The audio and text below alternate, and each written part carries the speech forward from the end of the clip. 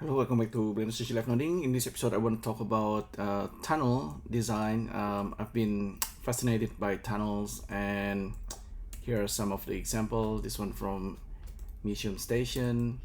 This one from Kokatu Island. I think I took it a few years ago. This one from Sydney Uni, and okay, this one I think somewhere at North Sydney.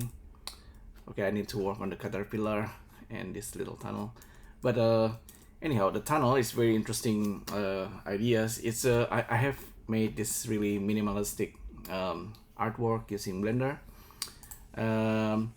This one was actually really simple. There are two examples. This one and this one. This one is probably more artistic. This one was created using geometry nodes and some arrays. I can still control the thickness of the tunnel. This guy also, this tunnel looks really like kind of like a liminal space. It's a little bit kind of like a scary looking because I am also using point light, set color to white and then the power to -10. So this is using negative value. If I'm using like bright color, you can see it's completely the opposite. And yeah, so that's the trick to create like a kind of like a horror, like a negative.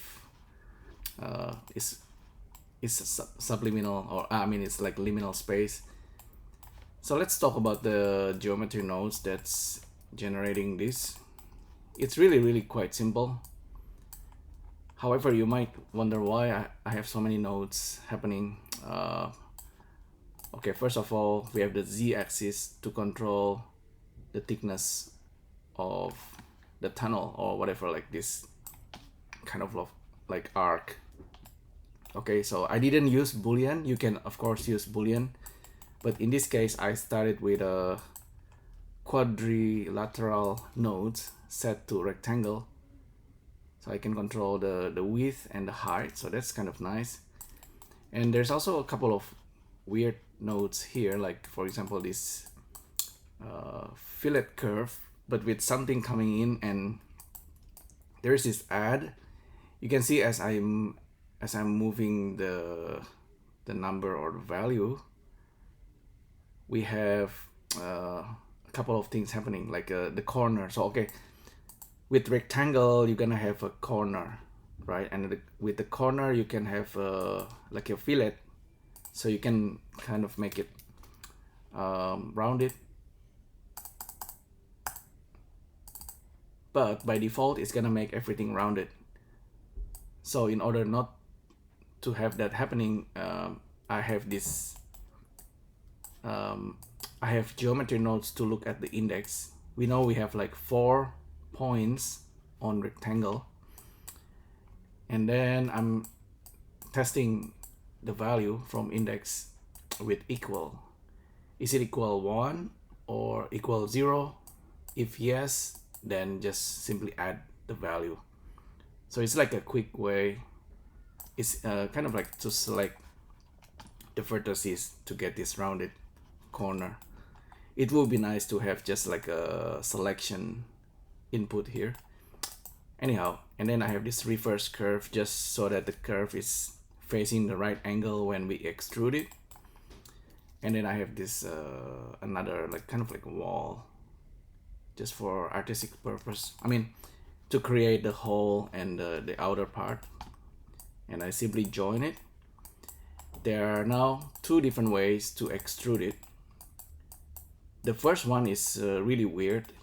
If you convert the curve into mesh, you get this with the fill caps turned on. The other one, the mesh boolean, however, will actually did something like a magical. It's kind of fill the hole and then it creates the proper wall.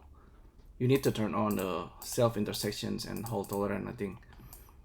Anyhow, this part is really bit strange. So fill curve and extrude mesh is probably a better way to do it. Okay, so yeah, it's whatever you pick on whether you want to use this. or using this method. I prefer the extrude mesh anyway. So yeah, it's really rather quite simple. At any time you can always use a different shape to create the tunnel. For example, curved circle, if I just put it in, we have another hole. If I disconnect this, now we have a different type of art. This is like a super minimalist setup. I have basically like the sunlight set to a color. So this will control the shadow. And then I have point light. So this point light, if we set it to negative value and the color set to white color, it's gonna generate like a dark shadow. Let me set this to -100 so it's obvious. You can see there's the dark shadow happening there. You can actually play around with this setup. If you set the light into instance, you can duplicate the lights multiple times using geometry nodes. So I think that's pretty much covering this technique. Okay, there's also, you can also add like a background color to make it so that the shadow is not just black color. So I think this is like a super minimalist kind of artwork, and you might want to do something like this. I even turn on the, I didn't turn on the noise, I keep the noise on, so it looks really quite artistic and minimalist like this. You might like this type of artwork. So let's save this as new blend. Okay, so that's really pretty much what I want to show you. You just play around with the shapes, and you might actually come out with a new design of like a simple tunnel. So yeah, hopefully you find this useful. Thanks again for tuning in, and I'll see you next time. Thank you. Bye.